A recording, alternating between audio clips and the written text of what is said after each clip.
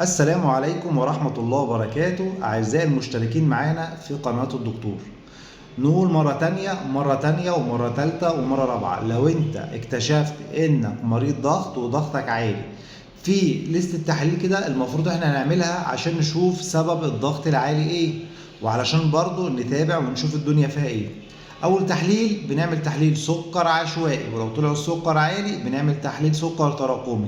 ليه يا دكتور خليفة؟ قال لك علشان لو السكر طلع عالي وفي مشكلة يبقى احنا كده عندنا احتمالية اللي يحصل لا قدر الله كارديوفاسكر كومبليكيشن، مشاكل في القلب كبيرة جدا. عشان كده لازم نشوف فيه سكر ولا لا.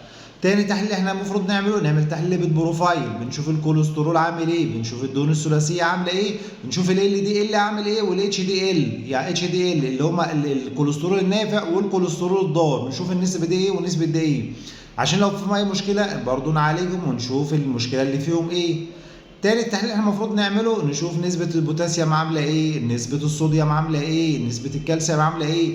الالكترونات دي كلها بتعمل مشاكل في الضغط وممكن تعلي لنا الضغط وتعمل مشاكل في القلب، فعلشان كده مش لازم نشوف دنيتهم عاملة ايه. برضه من التحاليل المهمة جدا تحليل الغدة الدرقية اللي هو التي 3 الفري تي 3 والفري تي 4 والتي اس اتش، لان لو عندنا هايبر ثايروديزم هتأثر على الضغط، هايبو ثايروديزم هتأثر على الضغط.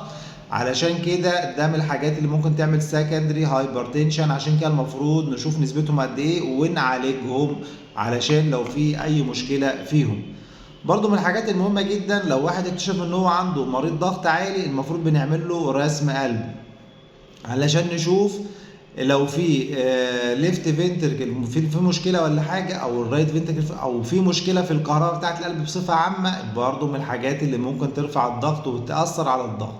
علشان كده رسم القلب من الحاجات المهمه جدا في مريض الضغط اللي نشوف فيها حاجات معينه دكتور قلب بيشوفها.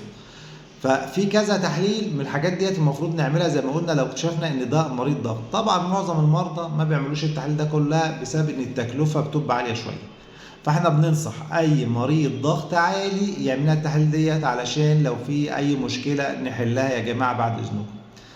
تاني نقطة أحب أتكلم فيها النهاردة إن أي مريض ضغط عالي يا ريت يبعد عن المسكنات اللي فيها زي الديكلوفينات الصوديوم والديكلوفينات بوتاسيوم والبروفين والكتافلام والكلام ده كله، لأنه بيأثر على الكلى اللي هي أصلا ممكن ترفع الضغط. نسيت إن أقول لكم نعمل تحليل وظائف كلى كمان، لأن الحاجات دي كلها ممكن ترفع الضغط.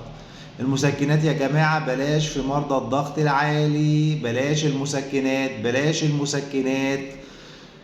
وبرضه في ادويه بترفع الضغط لو واحد ضغطه عالي والدكتور اداله حاجه فيها كورتيزونات بترفع الضغط زياده، فما بناخدش الحاجات ديت الا تحت اشراف طبي. ارجوكم بلاش نلخبط في الحاجات دي كلها. ودي كانت معلومه مهمه جدا حبيت اقولها لكم النهارده مع الدكتور خليفه مختار خليفه، اخصائي الكبد والجهاز الهضمي والحميات. والسلام عليكم ورحمه الله وبركاته.